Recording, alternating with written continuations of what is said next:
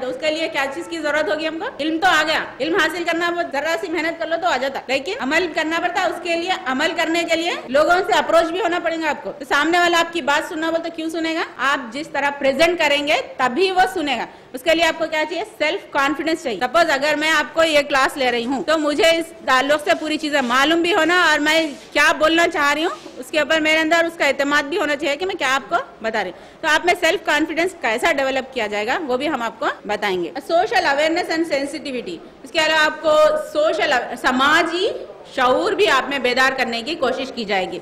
जैसा अब समाज में हमारे पास आजकल क्या हो रहा है, खवातीन के साथ क्या हो रहा है, आदमी लोगों के साथ क्या हो रहा है, ये तमाम चीजें हम आपको बताने की कोशिश। आप लोग लेडीज है तो आप लोग बता सकते हैं कि औरत के ऊपर आजकल क्या हो रहा है। सबसे अहम समाजी मसला क्या है वो बता दीजिए। डॉरी है, हर कॉलेज वाले यही बोल रहे हैं कि सबसे अहम मसला जहेज है, जहेज जहेज जहेज। उसकी वजह से औरतों पर बेजा जुल्म हो रहा है, उनको सताया जा रहा है, उनके घरों में उनको तंग किया जा रहा है, यहाँ तक कि उनको जहेज ना लाने पर मारतोड़ की जा रही है, जला भी दिया जा रहा है, या नहीं तो लड़कियां इतना तंग आ जा रही हैं कि वो अपने आप जलकर मर रही है। इसका सबूत क्या है कि डेली अखबार में पढ़िए आप, 2 तो रहते केसेस हर नेशनल। 1 घंटे में एक औरत मर रही तो कितने 24 घंटों में 24 आवर्स में 24 लेडीज मर रहे हैं।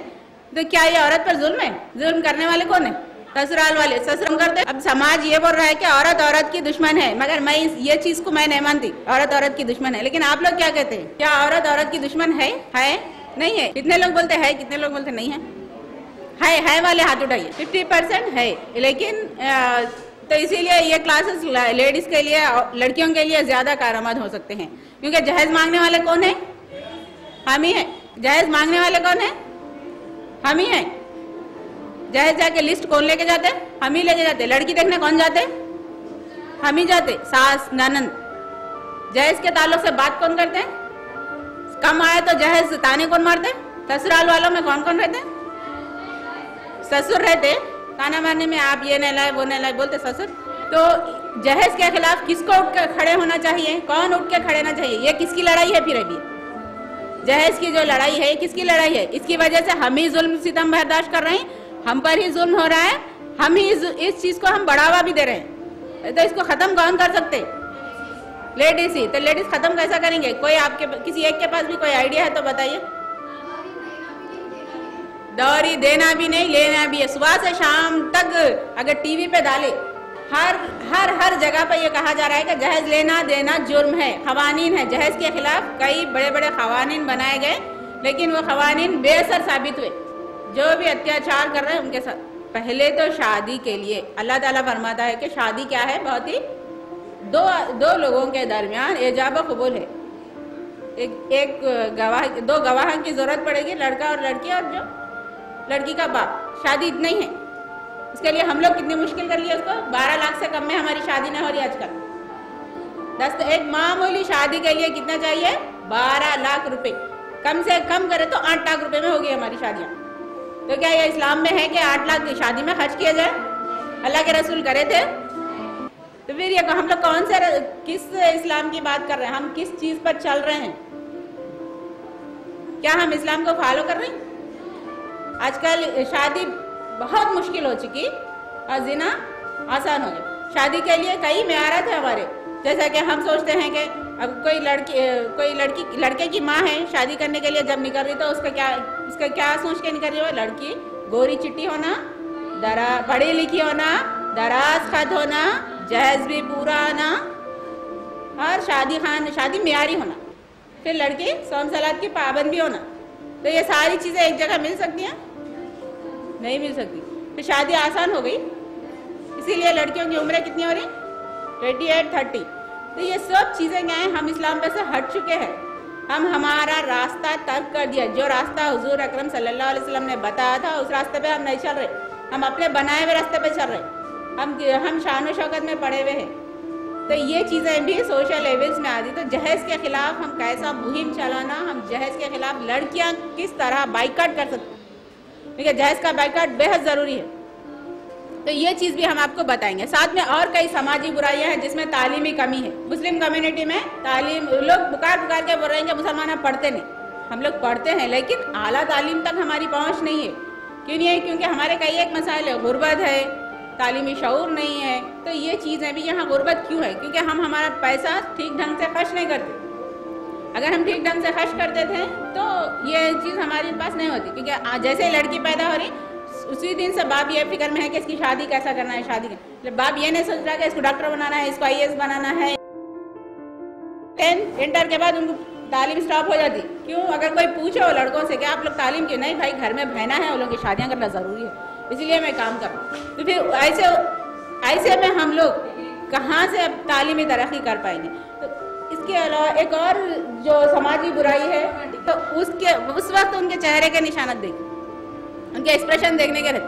लड्डू कब खिला रहे हैं, मिठाई मंगाओ, है सही है गलत है? बिल्कुल सही है। अगर लड़की हुई तो रोने वालों में नानी भी बैठी हुई रहती, मेरी बच्ची को बेटी भी।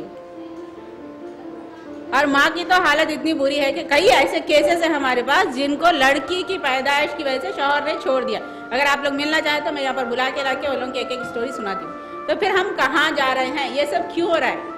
क्योंकि ये सारी चीज़ें जहेज से रिलेटेड है, क्योंकि जहेज देना पड़ता है, इसलिए लड़की कुछ बोझ समझा जा रहा है। तो ये चीज़ें भी हम पढ़ने की कोशिश करेंगे। इसके अलावा मजीद हम मॉरल कॉन्शियसनेस, क्योंकि जब शादी करके लड़कियां ससुराल में जाती हैं तो वहाँ पर लड़कियों के लिए कुछ वो हर घर के कुछ तकाजे होते हैं।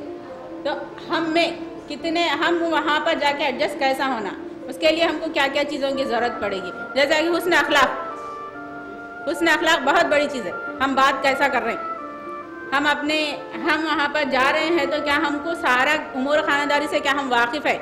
जब तक खाना पकाना नहीं आएगा आप ससुराल में जाके एडजस्ट हो सकते हैं? कितने लड़कियां हैं जिनको अच्छा बेहतरीन खाना पकाना आता हो? तो हाथ उठाइए।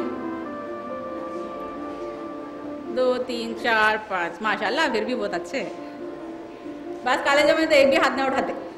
ठीक है, सीखे। क्यों नहीं सीखते हम लोग? क्योंकि हमको पढ़ना है, यही ना? पढ़ना रहता काम की तरफ नहीं जाते। लेकिन अगर जो 2 घंटे हम टीवी देखते ना, कौन से मैं टीवी नहीं देखती, सीरियल नहीं मालूम, इतना मालूम है क्या? वो टीपू वो आ रहा ना कुछ, जोधा अकबर कितने लोग देखते? हाँ, टीवी कितने घंटे देखते वो बता दीजिए। सुबह से लेकर शाम तक टीवी देखते हैं। आप लोगों की पर मैंने पर। तो ये जो टीवी देखते उसमें से 1 घंटा आप लोग उमूर खानादारी सीखने के लिए, उमूर खानादारी में क्या क्या चीज़ें आते हैं? पकवान, सीना पुरोना भी आता, और क्या क्या चीज़ें आ सकते हैं? सफाई सुथराई। तो ये चीज़ें आप लोग सीखिए, ये बेहद ज़रूरी है। क्योंकि मैंने पहले ही कहा था, अगर जंग पे जा रहे हैं तो तैयारी ज़रूरी है, एग्ज़ाम के लिए जा रहे हैं तो पढ़ाई ज़रूरी है। क्योंकि अगर आप ससुराल को जा रहे हैं तो ये चीज़ें ज़रूरी है। तो हम इंशाल्लाह अगर हो सका तो मैं समर में आप लोगों के लिए टेलरिंग क्लासेस भी रखवाऊंगी, अगर सर इजाज़त दिए तो। फ्री टेलरिंग क्लासेस होंगे तो वो वहाँ पर सीख लीजिए। आज से आप लोग जाके ज़रा बावर्ची खाने की खबर लीजिए कि घर में क्या क्या चीज़ों की ज़रूरत रहती, बावर्ची खाने में क्या रहता, कैसा मम्मी पकाते, कैसा सर्व करते, फिर वो सर्व करे बाद वहाँ से क्या कमेंट्स आते। खाना आप लोग खाना पका के मम्मी रख दिया तो खामोश खा लेते? नहीं खाते? नहीं, नमक कम तो भी हुआ बोलते, बढ़ के तो भी हुआ बोलते, कुछ तो भी बोलते। अगर आप भी पकाएंगे तो आपको भी वैसे कमेंट्स आने वाले हैं। वो कमेंट्स आए तो आप उसको जवाब क्या देना वो भी हम सीखेंगे। हमें शौहर और बीवी के दरमियान में अंडरस्टैंडिंग कैसा डेवलप करना है ये भी हम आपको बताएंगे। अंडरस्टैंडिंग डेवलप करना है तो अगर घर के अफराद खानदान के साथ एक दूसरे से मेल जोल से रहना है, मिलजुल के रहना है, तो उसके लिए एक दूसरे को ज़्यादा से ज़्यादा जानने की ज़रूरत पड़ती। कई लोग घर में रहते लेकिन घर वालों के बारे में पता नहीं रहता कि मम्मी क्या कर रहे हैं मालूम, भाई क्या कर रहे हैं मालूम, बहन क्या कर रहे हैं मालूम रहता। क्यों नहीं रहता? क्योंकि हम बातचीत नहीं करते उस तरीके से। अगर भाई को, हम कितने लोग हैं जो भाई को ये पूछते हैं कि भैया आज कितने दोस्तों से मुलाकात हुई, तो पूछते हैं कितने दोस्तों से मुलाकात हुई, कौन सा दोस्त क्या क्या बोला। पापा से पूछते पापा आज क्या क्या काम हुआ, कैसा हुआ, आपको क्या प्रॉब्लम आए। मम्मी को पूछते कि आज घर में कौन कौन आए थे, क्या बातें हुई, आप क्या सोच रहे हैं। तो ये कम्युनिकेशन जो है ना, और आपकी सहेलियाँ क्या बोले, आपके कॉलेज में क्या हुआ, आप क्या सोच रहे हैं, ये सब चीज़ें इनकी भी क्या ज़रूरत है ये भी हम आपको बताएंगे। Caring for others, respect emotions. इसके अलावा सामने वाले के इमोशंस को, सामने वाले के जज्बात की कैसा कदर करनी चाहिए वो भी हम आपको बताएं। आज का इंसान मादियत परस्त हो गया, सिर्फ अपने बारे में सोच रहे। अगर कोई शख्स बाहर जाता है तो बाहर जाता है तो उसके जहन में यही चीज़ रहती है कि मैं मेरी फैमिली इसके लिए कैसा क्या करना है, इन फैमिली के लिए क्या करूँ, फैमिली कोई ये नहीं सोचते हुए जाता कि कम्युनिटी के लिए क्या करूँ, कम्युनिटी के लिए क्या, ये सोचते हुए जाते। बाहर जाए तो मैं मेरी फैमिली, जब घर के अंदर आ रहा है तो सिर्फ माँ ही बोल रहा है, फैमिली बाद में। तो ये चीज़ों को भी हम देखेंगे। कंट्रोल ऑफ टंग सबसे अहम चीज़ अल्लाह ताला या हदीस में भी बताया गया है कि दोज़ख में जाने के लिए ये भी एक अहम जरिया है। ज़बान ले जाती सबसे, क्योंकि ज़बान की पाबंदी करने के लिए कहा है ज़बान की हिफाजत करो। तो हम लोग कंट्रोल ऑफ टंग जो है ना, इसको कैसा कब बोलना चाहिए कब नहीं बोलना चाहिए, बोले तो कैसा बोलना। अगर सास के साथ ये जाके बोले कि अगर सास कुछ बोले तो नहीं हो सकता, अगर हम रूड वे में बात करें तो जवाब भी वैसी आएगा। लेकिन अगर कितने भी नागवार बात हो उसको हम अगर ठीक ढंग से बयान करें, उसको एक्सप्लेन करें तो उसका अंदाज अलग से हो सकता है। तो सास को गुरवेद आपके कैसा दीवाना बनाना है वो हम लोग आपको बताएंगे। शौहर को बाद में बनाना, पहले सास को बनाना है, क्योंकि वहाँ से ही शुरू हो जाता है।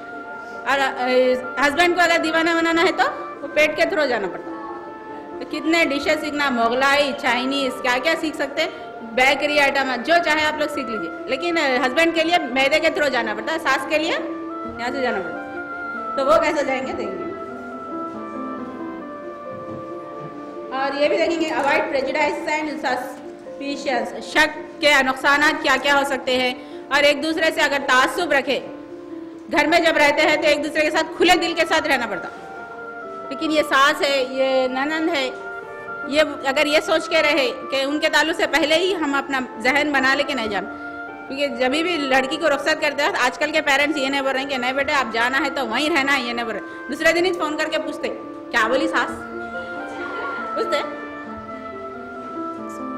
जिसकी शादी थी बोलो सब पूछते ना मैडम सास क्या बोले, कुछ तो बोले नंदा, कुछ तो बोले, कुछ भी नहीं बोले तो तुम पे खामोश नको बेटा, जवाब दे दो, देख लेंगे। पर अपने आप में सब्र कैसा पैदा करना और घर के हालात खुशगवार कैसा बनाना, वो भी एक बहुत बड़ी टेक्निक है। अगर कोई रो रहे तो उसको हंसाना बहुत बड़ा काम है, कोई उदास है तो उसको खुश करना भी बहुत बड़ा काम है। अगर घर में मायूसी चाहिए, अगर घर के लोग बातचीत नहीं कर रहे तो अपने को ऐसा माहौल क्रिएट करना चाहिए कि घर बातचीत के लायक हो जाए, या फिर घर में जो भी प्रॉब्लम्स है वो सॉल्व हो जाना। तो ये भी बहुत बड़ा काम है, ये भी हम आपको बताएंगे। और न्यूक्लियर फैमिली से क्या क्या फ़ायदे हो रहे हैं, क्या क्या नुकसान हो रहे हैं, ये भी देखेंगे हम। और हेल्थ एंड हाइजीन के बारे में भी हम, क्योंकि हम ख़वातीन हैं तो हेल्थ, हमारी सेहत और सफाई सुथराई का ध्यान कैसा रखना चाहिए, कब रखना, कब क्या करना, ये तमाम चीज़ें भी हम बताएंगे। क्योंकि बाकी आधा ईमान है, ये तो हमको सबको मालूम है। लेकिन हमारी सुबह कब हो रही,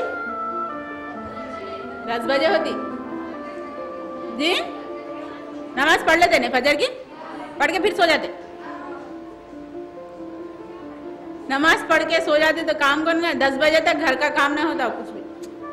जबकि फजर में उठने का मतलब क्या है, टाइम आपको ज्यादा से ज्यादा मिले, दिन में ज्यादा से ज्यादा औकात में काम हो। सिर्फ नमाज पढ़ना नहीं है, मुसलमानों का काम सिर्फ नमाज पढ़ना उतना ही नहीं है, हुकूक़ुल इबाद भी बहुत कुछ है। आप नमाज पढ़ के फिर जाके सो गए तो फिर दीगर काम कौन करेंगे, सफाई सुथराई होती। कितने लोग हैं जो सुबह उठते पानी नहाते, उठते ही नहा लेने वाले, उठते हमाम में कौन घुसते, 1 2, सिर्फ 2 लोग। फिर बाकी आधा ईमान का मतलब क्या हुआ, हाँ काम कर लेके कौन जाते, डेली घर कौन धोते, कितने लोग हैं जो डेली घर के पोछा लगाते हो, घर सफाई करते।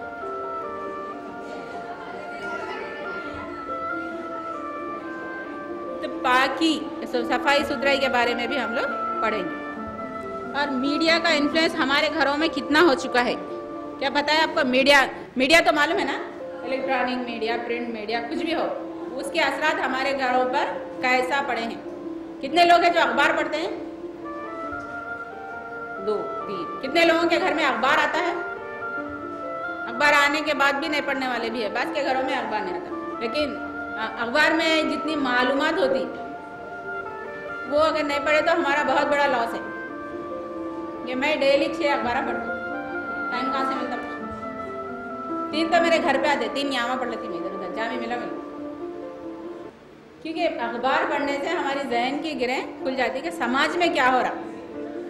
एज एक जिम्मेदार शहरी होने के नाते हर एक को ये जानने की ज़रूरत है कि हमारे शहर में हो क्या रहा है और हम कहाँ पर है, हमारा इसमें हिस्सा कितना होना चाहिए, क्या हम ये जिम्मेदारी निभा रहे हैं। क्योंकि एक औरत होने के नाते हम ही वो शख्स है, हम ही वो शहरी हो जो सही और गलत की पहचान करना है, फिर उसको अपने बच्चों में मुंतकिल भी करना है हमारे को।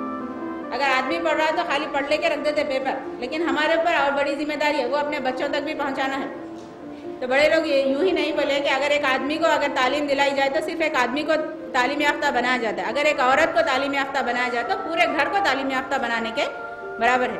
तो यूं ही नहीं कहा वजूद जन से तस्वीर कायनात में रंग, ये सुने हैं शेर अल्लामा इकबाल ने कहा है कि वजूद जन से तस्वीर कायनात में रंग, इसी के साथ से है जिंदगी का सोज़े दर्द। यानी ये पूरी कायनात किसके ऊपर डिपेंड है, औरत पे डिपेंड है। 60% ऑफ वर्क, दुनिया का 60% काम औरत करती, 40% आदमी लोग करते। लेकिन कमाती कितना, आमदनी उसकी 10% ही है दुनिया की आमदनी में जितनी आमदनी होती है ना, उसकी 10% आमदनी औरत को मिलती है। एसेट्स मालूम आप लोगों को, एसेट्स बोल दो घर गाड़ी वगैरह, पैसा वो 0.1% ही औरत के पास है। 60% काम करने के बाद 0.1% औरतों के पास ही ये चीज़ें हैं। ये क्यों है, ये आपको सोचने की ज़रूरत है।